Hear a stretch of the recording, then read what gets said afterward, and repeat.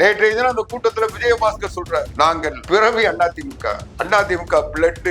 ஆனா பாவிகளா இதை சொல்லாதீங்க, உங்க பிறப்பை பத்தியே மக்கள் சந்தேகப்படுவாங்க. விஜயபாஸ்கர் சொன்னார்ல, இது ட்ரெய்லர், அடுத்த காட்சி.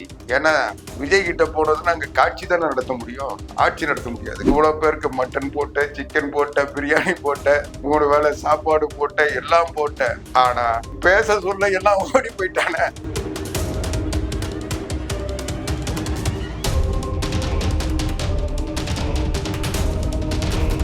இதுல வேற மாற்றம் வந்துடுச்சா, அதிமுக லெட்டர் பேடு கட்சியா. இந்த யார் சொல்றது, இந்த அயோக்கிய குட்கா வியாபாரி விஜயபாஸ்கர் சொல்றான். அட பாவி, நீ ஒரு நல்லா இருப்பியா? புரட்சி தலைவி அம்மா அவர்களுடைய மரணத்துக்கு காரணம் நீ. ஒரு அரசியல் கட்சி தலைவரா இன்னைக்கு ஜோசப் விஜய் வெளியே வர பிடிச்சதுன்னா அதுக்கு காரணம் எடப்பாடி பழனிசாமி என்பதை மறந்து நீங்க என்ன சொல்றீங்க, அள்ளு சில்லு. அதிமுக அள்ளு சில்லு இல்லைன்னா இந்த ஜொல்லு கட்சி என்னைக்கும் நல்லி எலும்பு எடுத்துட்டு இருப்பாங்க. உங்களுக்கு தான் டைலாக் பேச தெரியுமா? ஜோசப் விஜயின் கைக்கூலிகளாக அதிமுகவில் இருந்து கொண்டிருக்கின்ற ஒரு சிலருக்கு நேரடியாக சொல்றேன், ஜோசப் விஜயை ஆட்சியை வீழ்த்துவதுதான் தமிழ்நாட்டுக்கு நல்லது என்றால் அதை செய்வதில் அதிமுக எந்த நிலையை எடுக்கும்?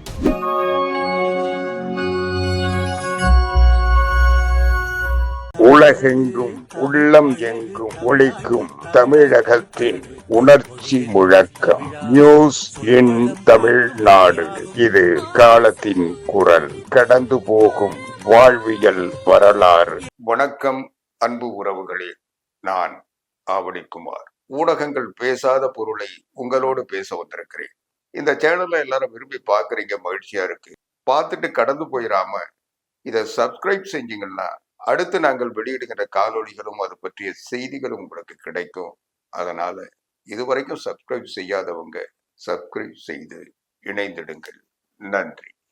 இன்னைக்கு பல்வேறு செய்திகள் நம்ம பார்த்துக்கிட்டு இருக்கோம். இந்த நிலையில தினமலர்ல ஒரு செய்தி என்னன்னா, அதிமுக நிர்வாகிகள் அடுக்கடுக்கான புகார், பதில் தராமல் மௌனம் சாதிக்கும் பழனிசாமி அப்படின்னு ஒரு தலைப்புல புரட்சி தமிழர் எடப்பாடியார் இன்றைக்கு எதை பத்தியும் பதில் சொல்லாம இருக்கிறாரு. அவங்க சொல்ல வர்றது குறிப்பா அதிமுகவிலிருந்து வெளியேறுவதற்கு சில சந்தர்ப்பவாதிகள் சொல்லுகின்ற அவதூறுகளுக்கு பதில் சொல்லன்னு சொல்றாங்க. ஆனா அதே தினமலர்ல இந்த பக்கம் பாத்தீங்கன்னா ஒரு பெட்டி செய்தி இருக்கு.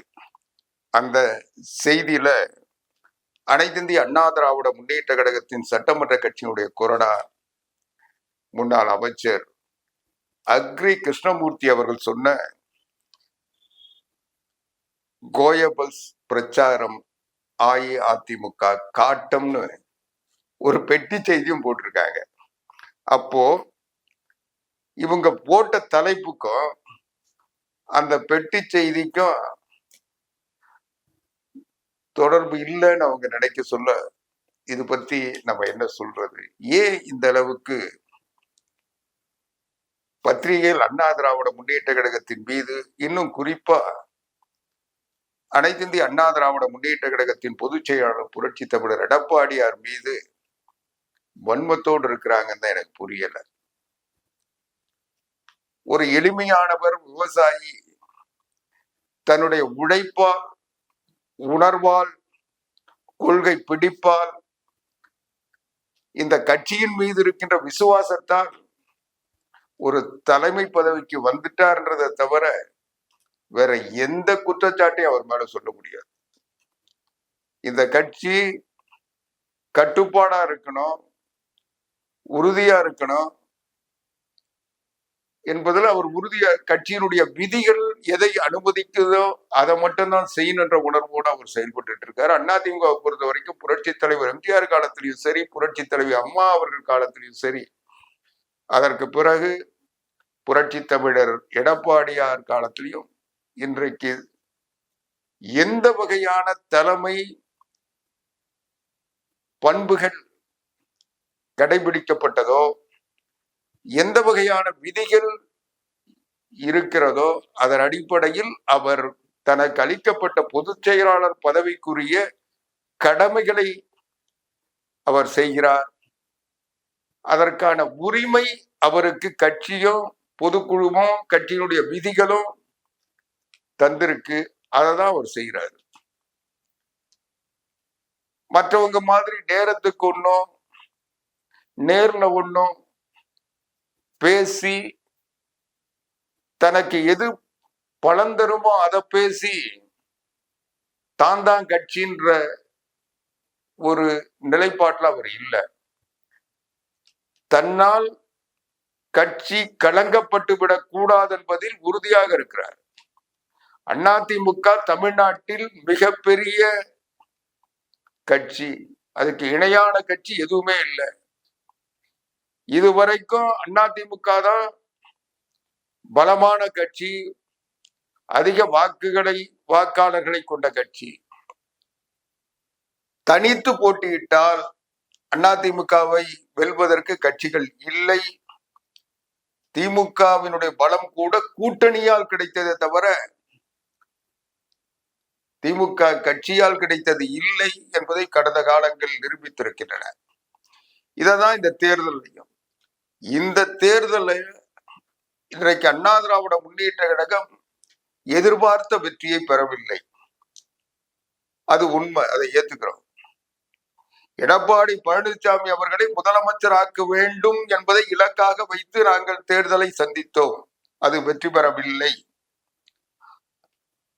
அதற்கு காரணம்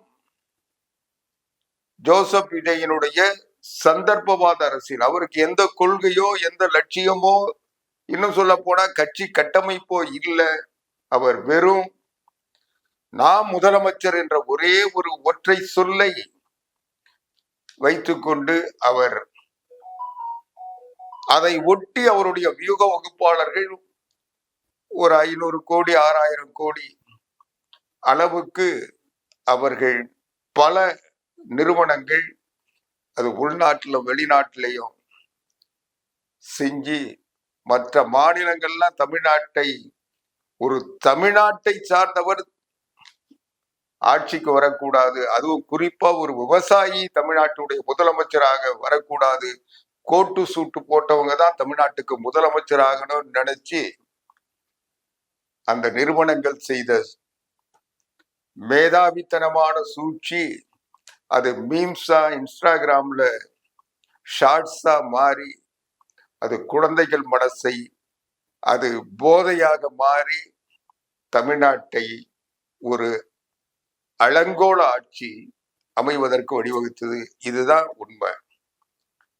அப்ப கூட ஜோசப் விஜய் ஒன்றும் பெரும்பான்மை பெற்று தனித்த வெற்றி பெற்று ஆட்சி அமைக்கல.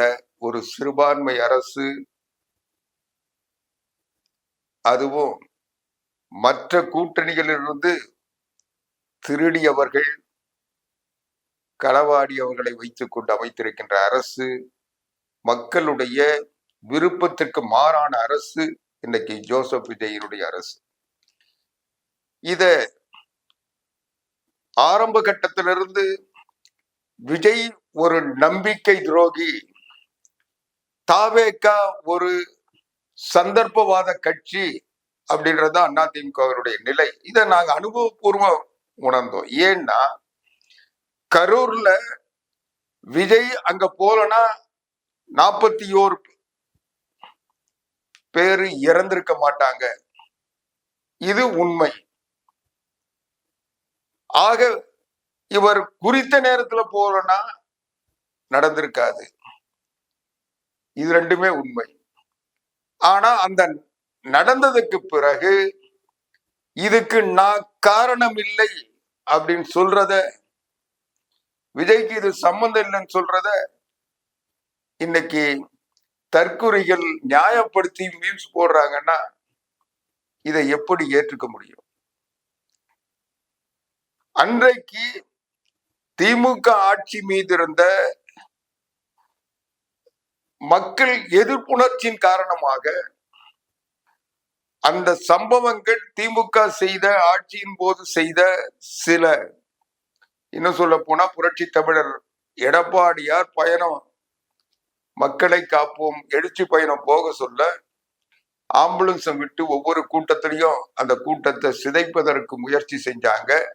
அதையெல்லாம் அனுபவ ரீதியா நாங்க பார்த்ததுனால இங்கேயும் அது போன்ற சூழ்ச்சி நடந்திருக்க கூடும் என்ற ஒரு நிலையின் காரணமாக, அதுக்கு ஒட்டி அங்க சம்பவங்கள் நடந்ததன் காரணமாக அந்த இடத்துல உடனடியாக அனைத்திந்திய அண்ணா திராவிட முன்னேற்ற கழகத்தினுடைய பொதுச் செயலாளர் புரட்சி தமிழர் எடப்பாடியார் அங்க போய் இருந்து ஒரு இரவுக்குள்ள 41 பேரை எப்படி போஸ்ட்மார்ட்டம் பண்ண முடியும்? இந்த கரூர் மருத்துவமனையில அவ்வளவு வசதி இருக்கா? ஒரு போஸ்ட்மார்ட்டத்துக்கு எவ்வளவு நேரம் ஆகுன்னு கேள்வி எழுப்பி அதை சட்டமன்றத்திலையும் பேசி அதை ஒரு சர்ச்சையாக்கி இன்றைக்கு அதை சிபிஐ விசாரணை வரைக்கும் கொண்டு போனது.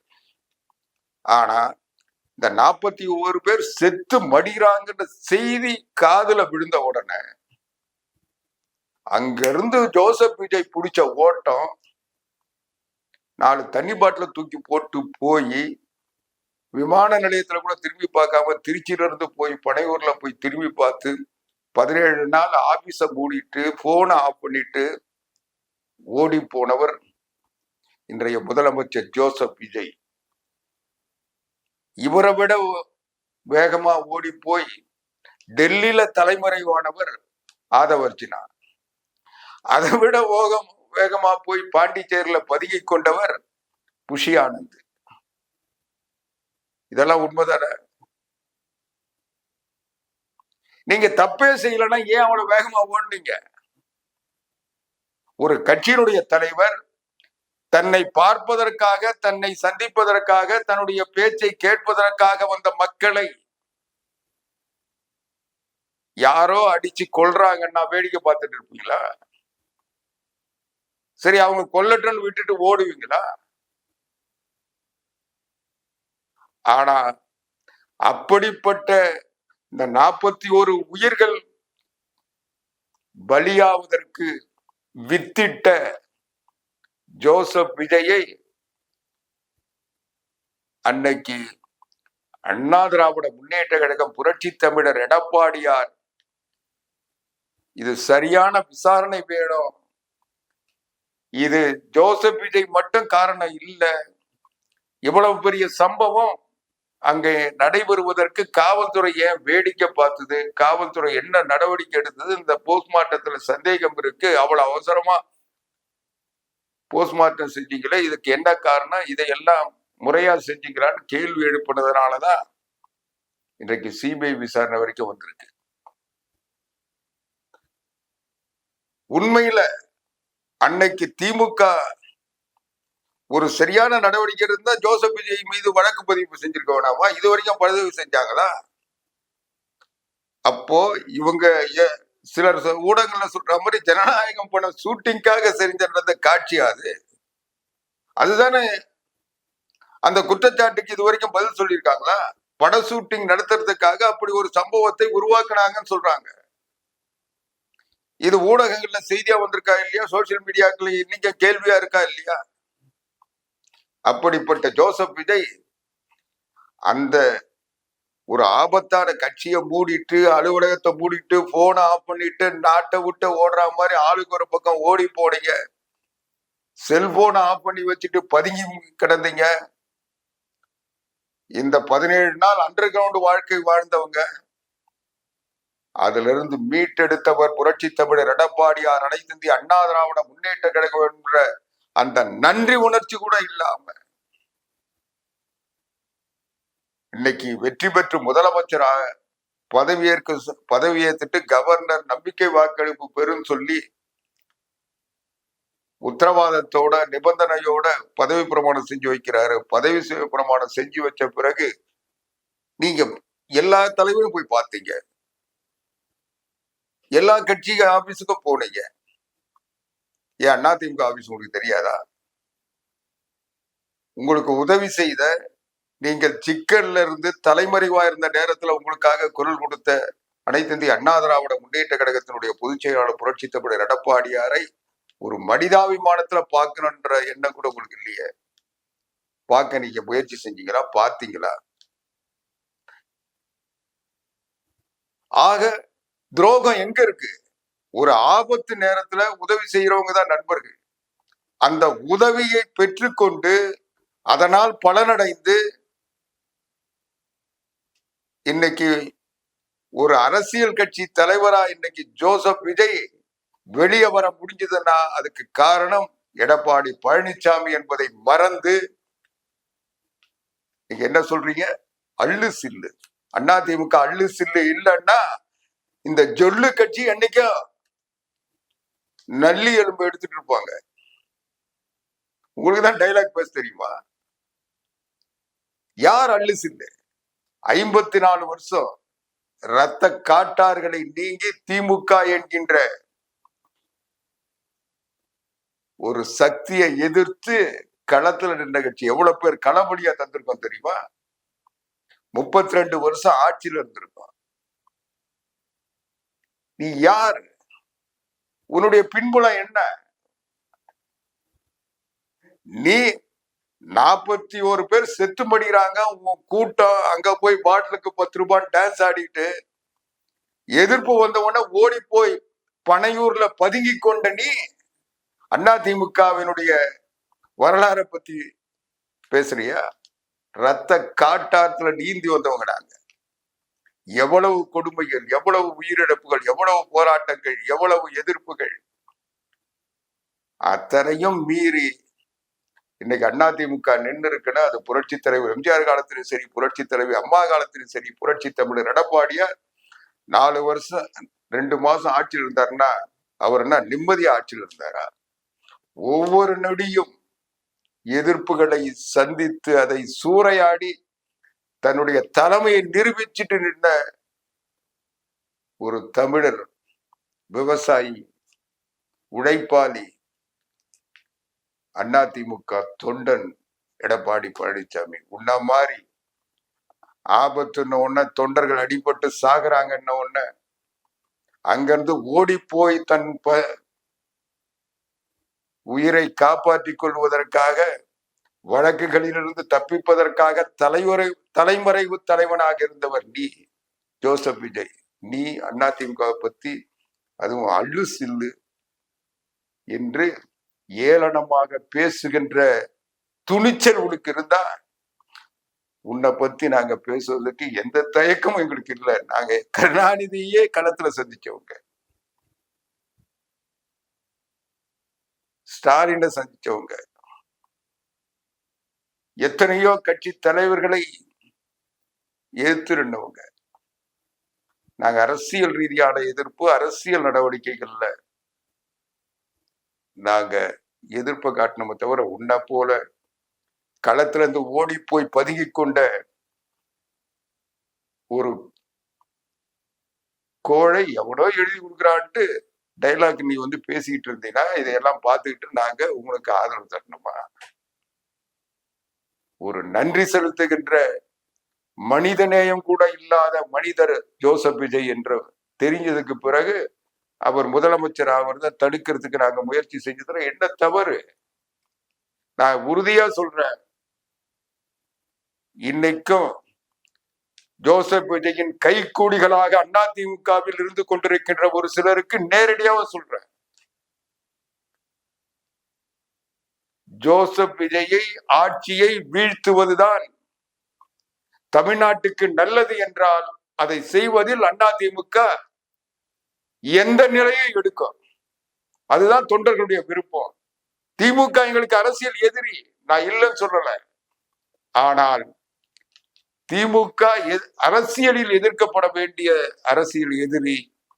ஆனால் தாவேகா என்கின்ற ஒரு தற்கொலை கூட்டம் தமிழ்நாட்டிலிருந்து எதிர்க்க வேண்டிய கூட்டம். ஒரு நன்றி கெட்ட, ஒரு நம்பிக்கையற்ற, ஒரு தான் தோன்றித்தனமாக அழைக்கின்ற ஒரு தற்கொலை கூட்டம் ஆட்சியில அமர்ந்தா அது தமிழ்நாட்டுக்கு கேடு. அதனுடைய விளைவுதான் இன்னைக்கு மேகதாதுவில் சட்டமன்றத்தில் போட்டிருக்கின்ற தீர்மானம். உதயநிதி ஸ்டாலின் சொன்னார்ன்றதுக்காக முன்மொழிந்த தீர்மானத்தை நிறைவேறிய பிறகு எந்தவித முன்னறிவிப்பும் மன்ற உறுப்பினர்களுக்கு தராம தன்னிச்சையாக ஜோசப் விஜயும் சபாநாயகர் பிரபாகரனும் சேர்ந்து அந்த தீர்மானத்தின் வடிவத்தையே மாத்தி டெல்லிக்கு அனுப்பியிருக்காங்கன்னா தமிழ்நாடு இன்னைக்கு மேகதாது பிரச்சனையில புதிய நடுவர் மன்றம் கேக்குதா? அப்போ ஏற்கனவே காவிரி நதிநீர் நடுவர் மன்றத்தினுடைய தீர்ப்பு மேகதாது அணை அமைப்பதை கட்டுப்படுத்தாதா? இதுக்கு விளக்கம் சொல்வதற்கு ஜோசப் விஜய்க்கு வக்கு இருக்கா? அவருடைய அமைச்சர்களுக்கு தெளிவு இருக்கா? இன்னைக்கு மேகதாது பிரச்சனையில் இந்த அரசனுடைய தீர்மானம் என்ன, நடவடிக்கை என்ன? காவிரி நதிநீர் ஆணையத்தில் இதை முறையிட்டு தடுக்க வேண்டும் என்று நீதிமன்றம் சொல்லியிருக்கு. அப்போ காவிரி நதிநீர் ஆணையத்துல அத முடிவு காண முடியாது என்று கர்நாடகா இதை எழுப்பக்கூடாதுன்னு தடுக்குது. ஆனா நீ என்ன சொல்ற? அந்த நதிநீர் ஆணையத்தில் இதை தீர்க்க முடியாது, புதியதாக ஒரு நதிநீர் நடுவர் மன்றம் அமைக்கணும்னு சொல்லி ஒரு தீர்மானம் போட்டு தமிழ்நாடு சட்டமன்றத்தில் தீர்மானம் நிறைவேற்றி இருப்பதாக ஒரு திருட்டு தீர்மானம் போட்டு வச்சிருக்க ஜோசப் விஜய் தமிழ்நாட்டுக்கு, விவசாயிகளுக்கு, காவிரி டெல்டா பாசன பகுதிகளுக்கு காலங்காலமாக போராடி வெற்றி பெற்ற காவிரி நதிநீர் நடுவர் மன்றத்துடைய தீர்ப்புக்கு, அதனால் பெற்ற பலனாக கிடைத்திருக்கின்ற காவிரி நதிநீர் ஆணையத்திற்கு இன்னைக்கு பாதிப்பை உருவாக்கி வச்சிருக்கீங்களே, இதை விட துரோகம் இருக்கா? கர்நாடகாவில இருந்து தமிழ்நாட்டினுடைய சிறப்பு பிரதிநிதி அவர் சொல்றாரு, பெங்களூர் மண்ணுக்காக, கர்நாடகா மண்ணுக்காக நான் எதையும் தியாகம் செய்வேன். அப்படிப்பட்டவர் தான் இன்னைக்கு மேகதாது பிரச்சனையில பெங்களூருக்கு தண்ணி தர்றதை தடுப்பாரா? இந்த வெங்கட் நாராயணா கடந்த காலங்கள் என்ன பேசினாரு? என்னுடைய மண் எது? பெங்களூரு. இந்த மண்ணுக்காக நான் என் வாழ்க்கையை தியாகம் செய்வேன் சொன்னவரு அந்த மண்ணுக்கு தண்ணி கிடைக்கிறத தடுப்பாரா? அந்த உணர்வு தமிழ்நாட்டில் இருக்கிறவங்களை போட்டிருந்தா தமிழ் மண்ணுக்காக என்னை அர்ப்பணித்துக் கொள்கிறேன் என்று சொல்லுகின்ற ஒருத்தன் உங்க கட்சியில இல்லையா? தமிழ்நாட்டுக்காக தியாகம் செய்கிற, தமிழ் மண்ணுக்காக உழைக்கின்ற ஒருத்தன் கூட இல்லாத ஒரு தற்குறி கூட்டம் கர்நாடகாவோட போய், அதுவும் ஆந்திராவை சார்ந்தவனை புடிச்சிட்டு வந்தன்னு சொல்லி பெருமை பேசுகின்ற ஒரு கூட்டம் தமிழ்நாட்டுக்கு நன்மை செய்ய போதா? இதுதான் நாங்க எதிர்க்கிறதுக்கு காரணம். ஏன்னா ஒரு விவசாயின்ற முறையில புரட்சி தமிழர் எடப்பாடியாருக்கு அந்த வேதனை தெரியும். காவிரி தண்ணி இல்லைன்னா தமிழ்நாடு பாலைவனமா மாறிடுன்ற ஒவ்வொரு விவசாயியும் இன்றைக்கு ஏற்பட்டிருக்கின்ற கவலை எடப்பாடி பழனிசாமி அவர்களுக்கு இருப்பதால் தான் இந்த ஜோசப் விஜயனுடைய இந்த பொறுப்பற்ற தமிழ்நாட்டுக்கு செய்து கொண்டிருக்கிற துரோகங்களை எதிர்க்கிறார். இதுக்கு அதிமுக சில துரோகிகள் இன்னைக்கு இத பாத்தீங்கன்னா அதான் மிக தெளிவாக அனைத்து இந்திய அண்ணா திராவிட முன்னேற்ற கழகத்தின் சட்டமன்ற கட்சி கொறடா முன்னாள் அமைச்சர் அண்ணன் அக்ரி கிருஷ்ணமூர்த்தி மிக தெளிவா இன்னைக்கு ஒரு அறிக்கை விட்டிருக்காரு. அந்த அறிக்கையில் அவர் என்ன, ஒரு பொய்யே எத்தனை நாளைக்கு சொல்லிட்டு இருப்பீங்க, இந்த பொய்யை திரும்ப சொல்லி அதிமுக தொண்டர்கள் மனசுல நஞ்ச விதைச்சிடலாம் நீங்க நினைக்காதீங்க, இதை நாங்க அனுமதிக்க முடியாதுன்னு சொல்லியிருக்காரு. இத ஏன் அவர் சொல்ல வேண்டிய நிலைமை வந்தது? இன்னைக்கு அண்ணா திராவிட முன்னேற்ற கழகத்தை ஊடகங்களும் பத்திரிகைகளும் அரசியல் சந்தர்ப்பவாதிகளும் விமர்சிப்பதற்கு என்ன தேவை இருக்கு, என்ன காரணம் இருக்கு? தேர்தல் முடிஞ்சது, தேர்தல் முடிஞ்ச பிறகு அதிமுக வெற்றி வாய்ப்பு இழந்தது. அதுக்கு பிறகு எடப்பாடியார் முதலமைச்சர் ஆகுவதற்கு நாங்கள் உரிய வகையில் முயற்சி செஞ்சோம். அதற்குரிய வாய்ப்பு இல்லைன்னா எக்ஸ் தளத்துல ஒரு பதிவு போட்டாரு. அந்த பதிவுல தெளிவா சொன்னாரு, முதலமைச்சருக்கு என்னுடைய வாழ்த்துக்கள். அதோட முடிஞ்சு போச்சு. நான் அந்த களத்துல இல்ல, போட்டியில இல்ல. யாராவது என்னவா பண்ணீங்க, அதுக்கு பிறகு குதிரை பேரம் நடத்துறீங்க, சோப்பா அனுப்புனீங்க, எதையோ பண்ணி ஜோசப் விஜய் போட்டி இல்லாத களத்துல முதலமைச்சர் ஆயிட்டாரு. ஏற்கனவே ஸ்டாலின் ஒதுக்கிட்டாரு. அதுக்கு பிறகு எடப்பாடி பழனிசாமி ஒதுக்கிட்ட பிறகுதான் இத கம்யூனிஸ்ட் மிக தெளிவா சொன்னாங்க. ஜனாதிபதி ஆட்சி வந்துடக்கூடாதுன்றதுக்காக ஆதரவு தந்தோம். இந்திய யூனியன் முஸ்லீம் லீக் தொடக்கத்துல அப்படிதான் சொன்னாங்க, ஜனாதிபதி ஆட்சி வந்துடும், அதனால ஆதரவு தந்தோம். விடுதலை சிறுத்தைகளும் அதான சொன்னாங்க. ஆக எடப்பாடி பழனிசாமி அவர்கள் அந்த போட்ட அந்த பதிவு தான் ஜோசப் விஜய் முதலமைச்சர் ஆகிறதுக்கு முடிஞ்சது. ஸ்டாலின் வெற்றி வாய்ப்பை இழந்துட்டாரு. அதனாலயோ இல்லை எதனாலயோ அவர் நாங்க ஆட்சி அமைக்க முயற்சிக்கல, நாங்க எதிர்கட்சியா இருப்போம்னு சொல்லி ஒதுக்கிட்டாரு.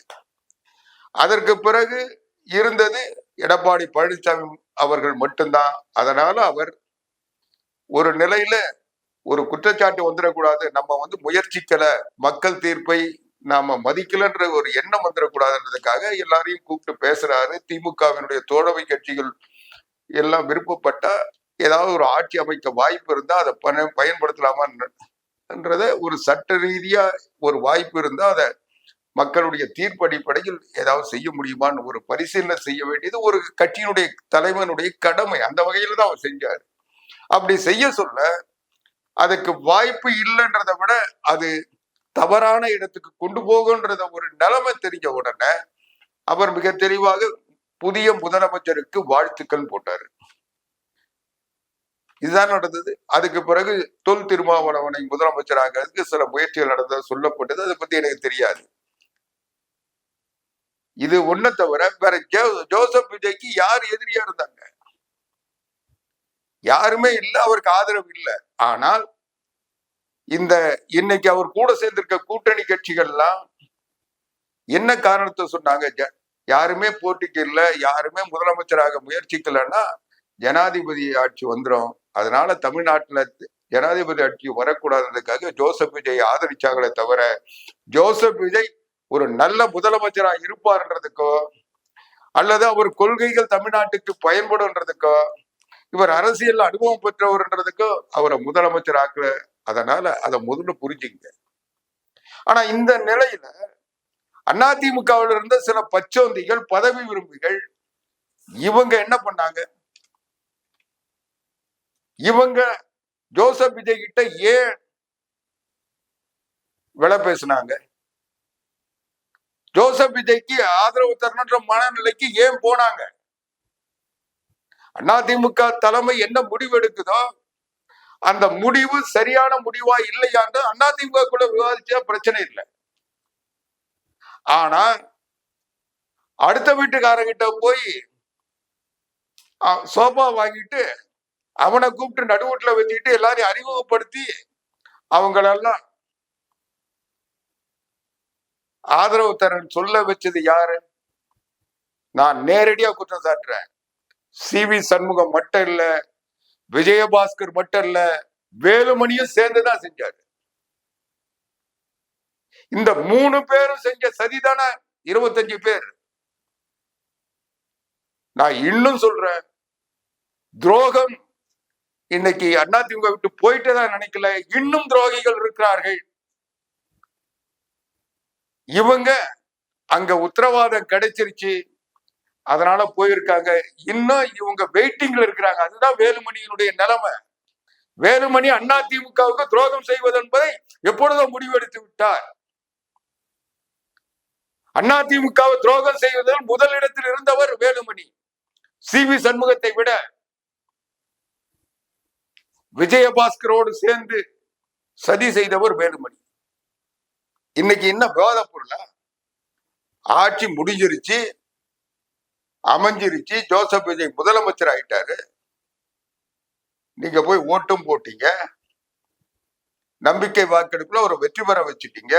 இன்னும் 6 மாசத்துக்கு நம்பிக்கையில்லா தீர்மானம் கூட கொண்டு வர முடியாது. அதனால 6 மாசத்துக்கு அவர் தான் முதலமைச்சர்.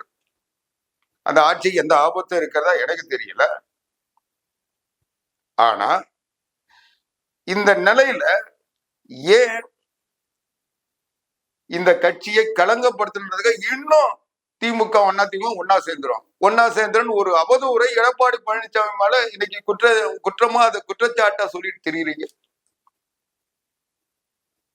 யார் உங்ககிட்ட சொன்னாங்க? அல்லது இன்னைக்கு திமுகவிலிருந்து பிரிஞ்சு போய் தாவேக்காவில தஞ்சம் அடைஞ்சிருக்கின்ற கூட்டணி கட்சிகளும் அதைதான் சொல்றாங்க. ஆதவர்ஜனா என்ன சொல்லி தராரோ அதை சொல்றதுக்கு வேலுமணிக்கு எண்ணம் வந்துட்ட பிறகு அதிமுக பத்தி பேசுற யோகியதை அவருக்கு இருக்கா? நேற்றைய தினம் அந்த கூட்டத்துல விஜயபாஸ்கர் சொல்றாரு, நாங்கள் பிறவி அதிமுக பிளட். ஆனா பாவிகளா இத சொல்லாதீங்க, உங்க பிறப்பை பத்தியே மக்கள் சந்தேகப்படுவாங்க. உங்க அப்பா அதிமுக நான் ஏத்துக்கிறேன், வேலுமணி அப்பா அதிமுக நான் ஏத்துக்கிறேன். ஆனா நாங்க பிறவி அதிமுக நீங்க சொன்னீங்கன்னா சந்தேகம் மக்களுக்கு வந்துடும். எந்த பிறவி அதிமுகவும் இந்த மாதிரி துரோகத்தை செய்ய மாட்டாங்க. நீங்க செஞ்சது கொஞ்சமான துரோகமா? இன்னைக்கு இதையெல்லாம் சரி, நீங்க துரோகம் பண்ணி மே 12ஆம் தேதி எடப்பாடி பழனிசாமி அவர்களுடைய பிறந்த நாள். அவர் எழுந்து நிக்கிறாரு, அவர் பேசுறாரு. வேலுமணி நெஞ்ச நிமித்திக்கிட்டு கைய வச்சுக்கிட்டு எவ்வளவு தெனாவட்டா அவருக்கு எதிராக பேசினார். அவர் பேசுனதுக்கு பிறகு பேசின, நீ மனுஷனா? அப்புறம் அண்ணன் பழனிசாமி இன்னைக்கு வந்து நிக்கணும்னா அவர் மனப்பூர்வமா ஏத்துக்கிட்டா கூட தொண்டை ஏத்துப்பானா? யாரை கேட்டு விஜயபாஸ்கர் கொறடான்னு சொன்னீங்க? யார் நியமிச்சாங்க? இந்த குட்கா விஜயபாஸ்கர் அவர் கொறடாவா? யார் தேர்ந்தெடுத்தாங்க? இவங்க தனி கட்சியா? என்ன தனி கட்சி? சிந்திச்சு பாருங்க. அதிமுக பிரச்சனை இருக்கா? என்ன பிரச்சனை இருக்கு? எல்லாரையும் ஒண்ணு சேர்க்கணுமா? எதுக்கு? இந்த களவாணி பசங்க, கட்சியை காட்டி கொடுக்கின்ற துரோகிகள், இவங்க மேல இருந்த வழக்குல இருந்து தப்பிக்கணுன்றதுக்காக யார்கிட்டனா போய் சோப்பா வாங்கிட்டு வருவாங்க. இவங்கள மறுபடியும் சரி மன்னிப்பு கேட்டாங்க, வந்தாங்க. அந்த சட்டமன்ற உறுப்பினரை காப்பாத்தி கொடுத்து இனிமே ஒழுங்கா இருங்கன்னு சொன்னா இவங்க என்னவோ ஒப்பந்தம் போட்டுட்டு வந்தாங்களா? என்ன உறுதிமொழி கொடுத்தாங்களா?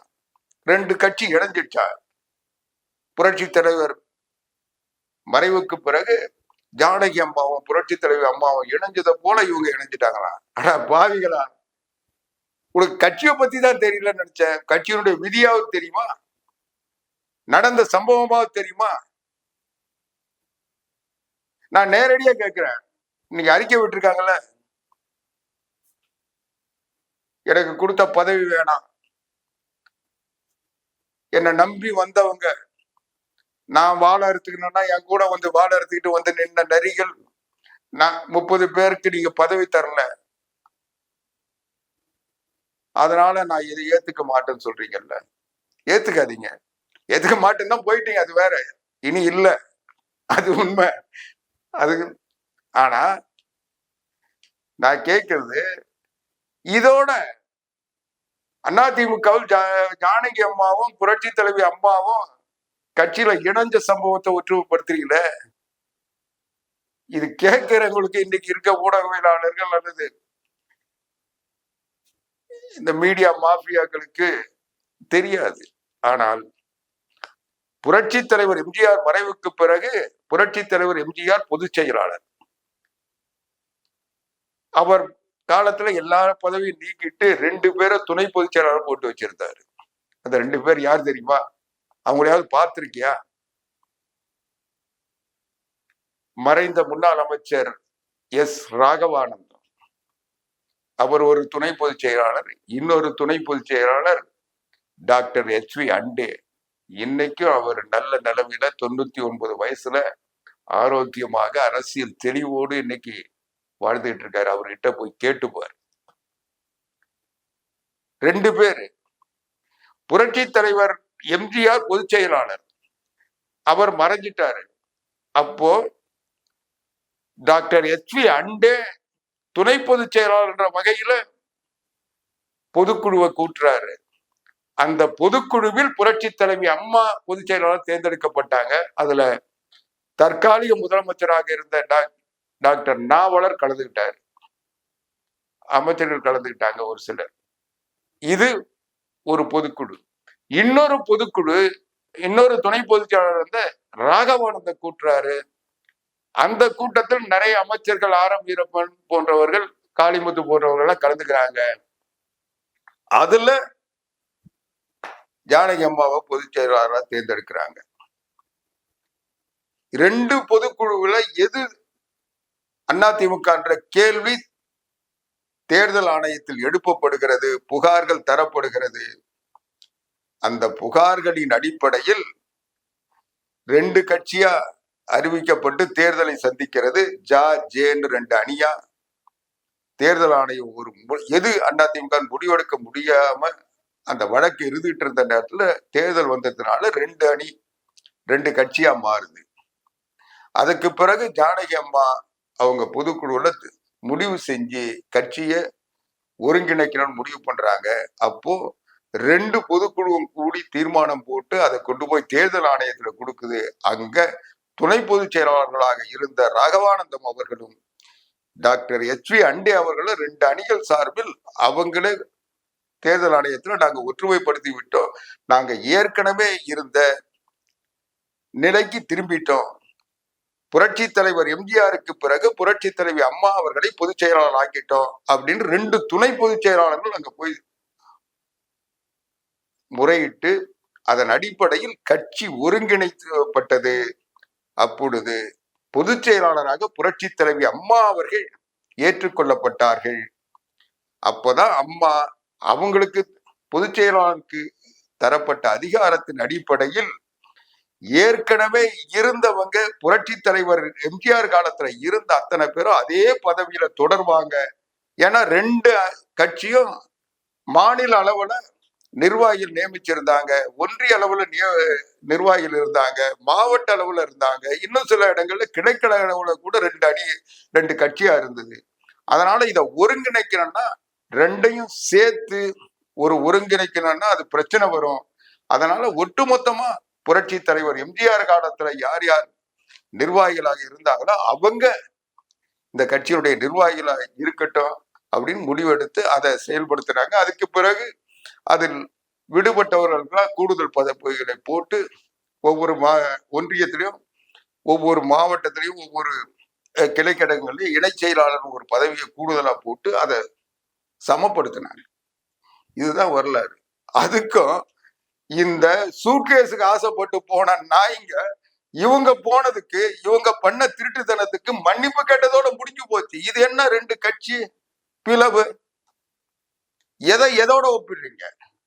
இப்படி துரோகத்தின் மேல துரோகம் செஞ்சு அதையெல்லாம் மன்னிச்சு, சரி மன்னிப்பு கேட்டீங்க மறுபடியும் வந்தீங்கன்றதுக்காக, அது வேற, எங்களுக்கு பதவி இல்லைன்னு 3 வாட்டி போய் பார்த்தேன்.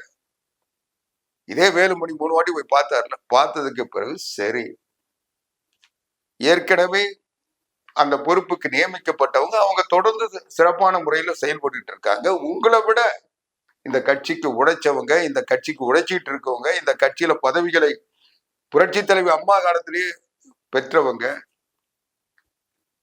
அவங்க இன்னைக்கும் கொடுக்கிற வேலையை சரியா செஞ்சிட்டு இருக்காங்க. கொடுக்கிற பதவியில இருந்துட்டு இந்த கட்சியில தனக்கு வாய்ப்பு வரும்ன்றதுக்காக காத்துக்கிட்டு இருந்தவங்களும் பொறுப்புல போட்டாங்க. அவங்களெல்லாம் எடுத்துட்டு எங்களை போடுட்டா என்ன, உங்களுக்கு ஒரு பதவி கொடுக்குறோம், அந்த பதவி வச்சுக்கிட்டு நீங்க கட்சி வேலையை செய்ய வேண்டியதானே.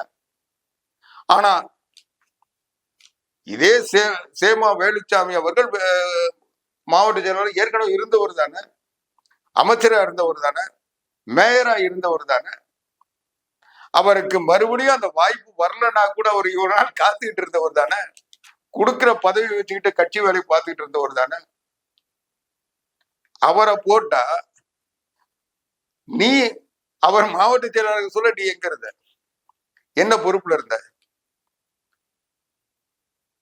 உன்னை அமைச்சர் பதவியிலிருந்து நீக்கிட்டு தாமோதரன் அவர்களை அமைச்சர் அவன் மாவட்ட செயலர் போட்டு சொல்ல நீ அடங்கி ஒடுங்கி ஓரமா உட்கார்ந்து இருந்தல்ல, மறுபடியும் எங்கெங்கயோ போய் யார் யார் காலையோ உழுது தூது விட்டு நீ ஒரு சாதாரண சட்டமன்ற உறுப்பினரா இருக்கிறதுக்கு அந்த சட்டமன்ற உறுப்பினர் பதவியிலிருந்து மறுபடியும் அமைச்சர் பதவி வாங்குறதுக்கு என்னென்ன வித்த காட்டின, இதெல்லாம் எங்களுக்கு தெரியாதா? நான் இன்னும் சிலதை சொன்னேன்னா ரொம்ப கேவலமா இருக்கும்.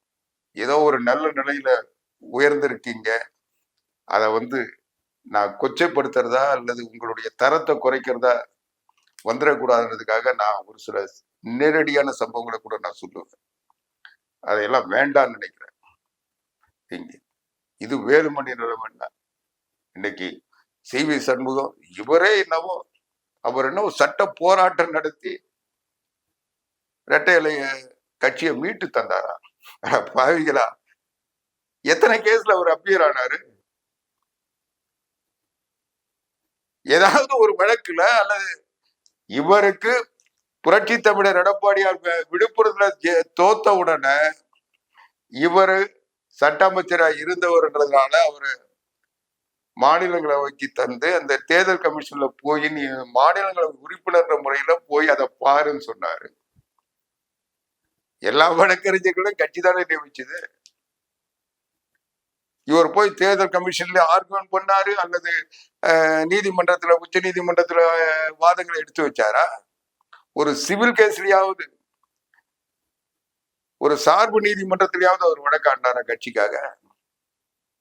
அவர் என்னவோ சட்டத்துல எல்லாத்தையும் காப்பாத்தி கொடுத்துட்டாருன்னு சொல்லி வேலுமணி சொல்றாரு. இந்த ஒரு 8 பேர் அதனால அவரை மறுபடியும் அவர் போய் எடப்பாடி பழனிசாமியை தனிப்பட்ட முறையில தாக்கி பேசுவாரு. என்டிஏ கூட்டணியில நாங்களே வெளியே வந்துட்டோம் சொல்லுவாரு. யாரையும் கேட்காம மாநிலங்களவை உறுப்பினர் பதவி பொதுச் செயலாளர் எடப்பாடி பழனிசாமி தந்த பதவியை இவர் கேட்காம கொள்ளாம போய் இங்க மந்திரி ஆயிட போறன்ற அவசரத்துல ராத்திரியோட ராத்திரியா போய் காலையில ரிசர்வ் பண்ணிட்டு வருவாரு. அந்த இடத்துல காங்கிரஸை கொண்டு போய் உட்கார வைப்பாரு. இத அதிமுகவினுடைய ஒரு நாடாளுமன்றத்தினுடைய விதிப்படி 5 பேர் இருந்தா ஒரு குழுவா அங்கீகரிக்கப்படும். ஆனா 5 பேர் இருந்த அதிமுக இன்னைக்கு 4 பேரா மாறிச்சு. சி.வி. சண்முகம் ரிசைன் பண்ணதுனால இதனுடைய விளைவு அடுத்து இன்னும் 2.5 வருஷத்துல தேர்தல் வரும். அது வரைக்கும் அதிமுகவுக்கு 4 உறுப்பினர் தான். குழு அந்தஸ்து இழக்கும். இந்த கொடுமையை செஞ்சது சி.வி. சண்முகம். அது மட்டும் இல்ல, விஜய் சொல்லிட்டாராம், என்டிஏ கூட்டணியில வெற்றி பெற்ற யாரும் எங்களுக்கு ஆதரவு கொடுத்தா நாங்க ஏற்க மாட்டோம் சொல்லிட்டாராம்.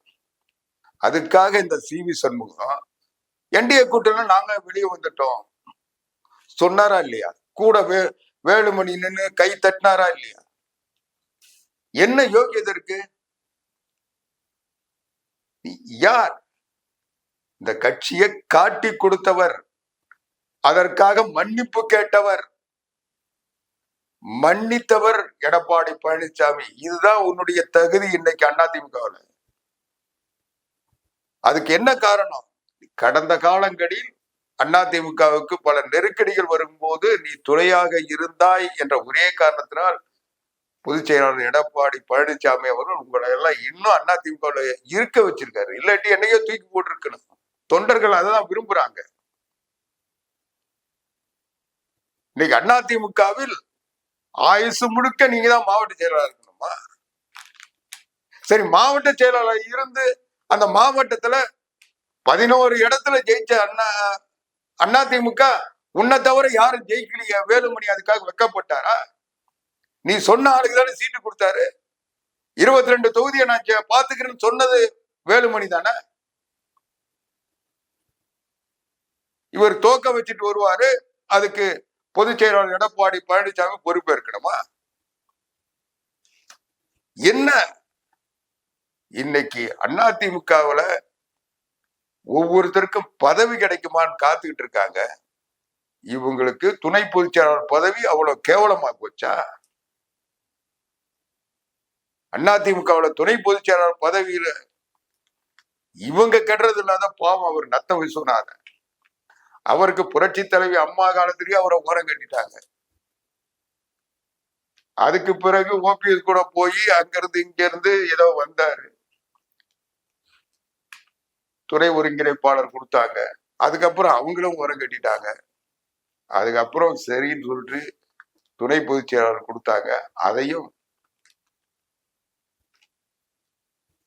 இவங்களோட போய் நான் கேட்கிறேன், மரியாதைக்குரிய அண்ணன் நத்த விஸ்வநாதன் அவர்களை பார்த்து நான் கேட்கிறேன், நீ சி.வி. சண்முகம் பின்னாலையும் விஜயபாஸ்கர் பின்னாலையும் கைகட்டி நிக்கிறிய, அவங்க சொல்றதுக்கெல்லாம் தலையாட்டி நிக்கிறிய, இதை விட மரியாதை குறைச்சல் உனக்கு துணை பொதுச் செயலாளர் பதவி கொடுத்தவொடனே வந்துருச்சா?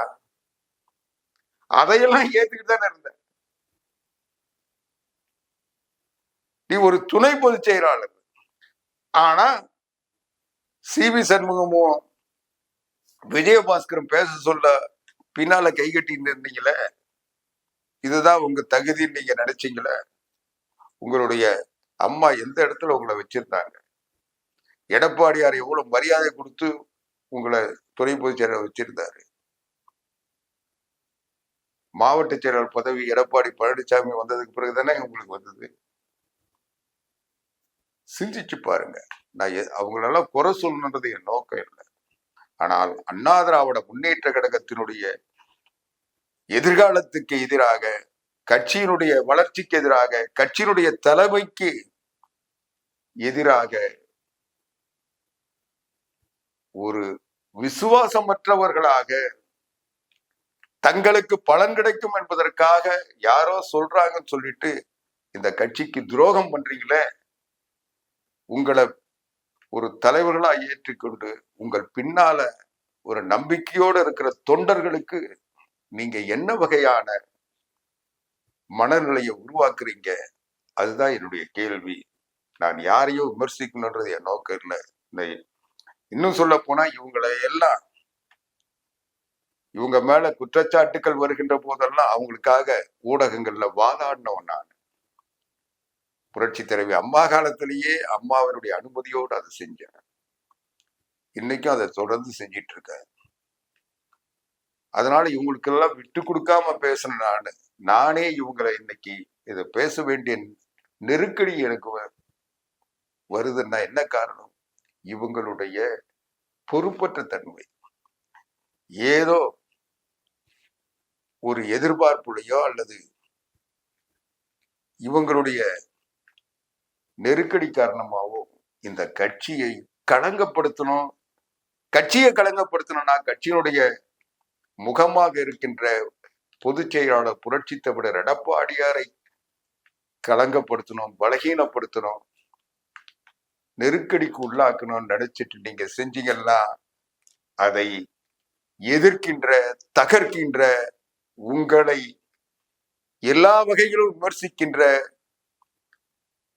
விருப்பமுள்ள லட்சக்கணக்கான தொண்டர்களில் ஒருவனாக அதில் முதலாம் நிலையில் ஆவடிக்குமார் இருப்பன்றதை எச்சரிக்கையா சொல்றதுக்குதான் இப்போ முன்னோட்டமான பதவி. நேத்து விஜயபாஸ்கர் சொன்னார்ல, இது ட்ரெய்லர்,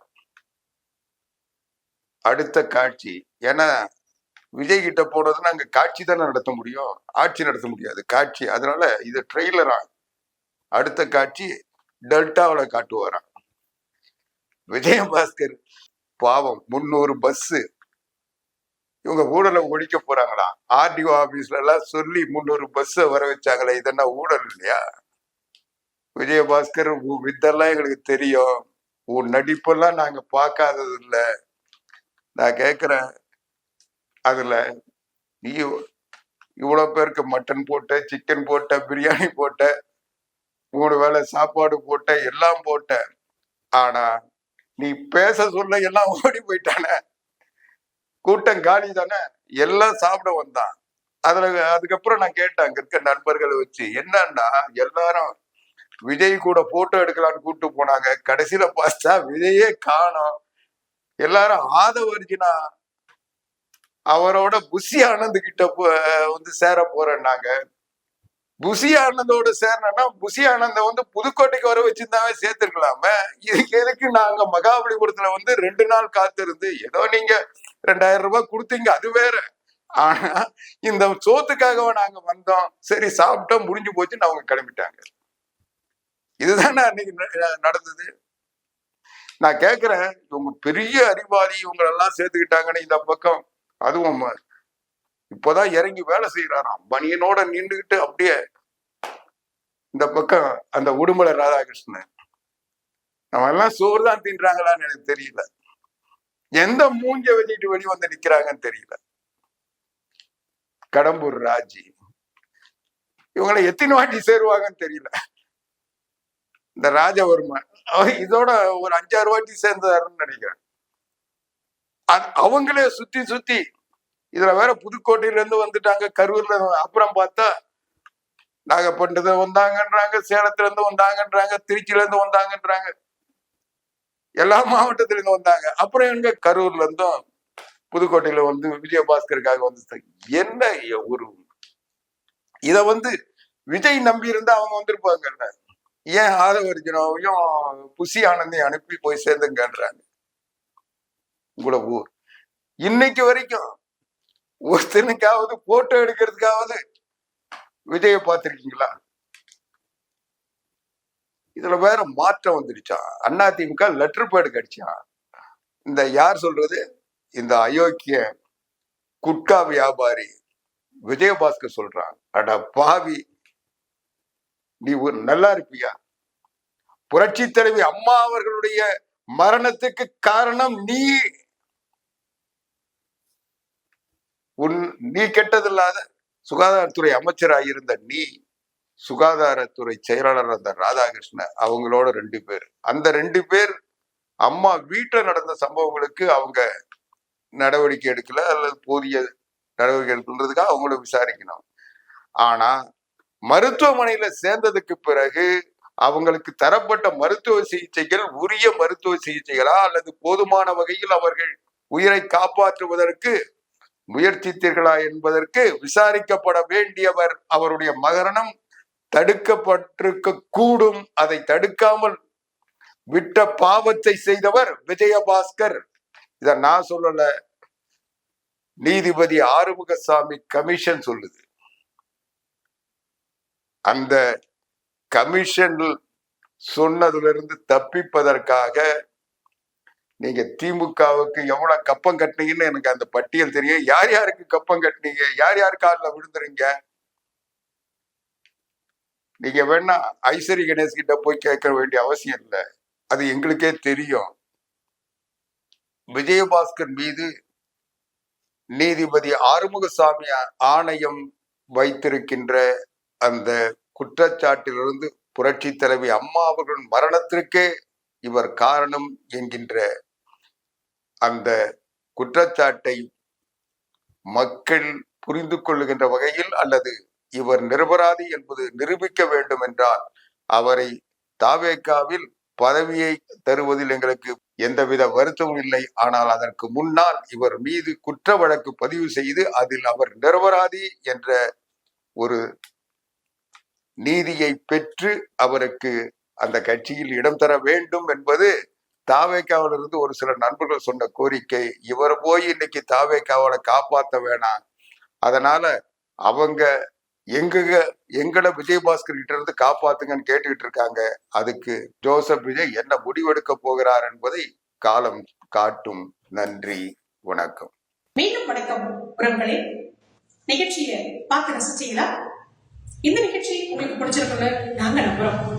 இந்த நிகழ்ச்சி உங்களுக்கு பிடிச்சிருந்தா லைக் பண்ணுங்க, ஷேர் பண்ணுங்க, மறக்காம சப்ஸ்கிரைப் பண்ணுங்க. நீங்க பண்றதோட மட்டும் இல்லாம உங்களுடைய நண்பர்கள், உறவினர்கள் எல்லாரும் சப்ஸ்கிரைப் பண்ண சொல்லுங்க. உங்களுடைய மேலான கருத்துக்களை கருத்து பெட்டியில் மறவாமல் பதிவு செய்யுங்க.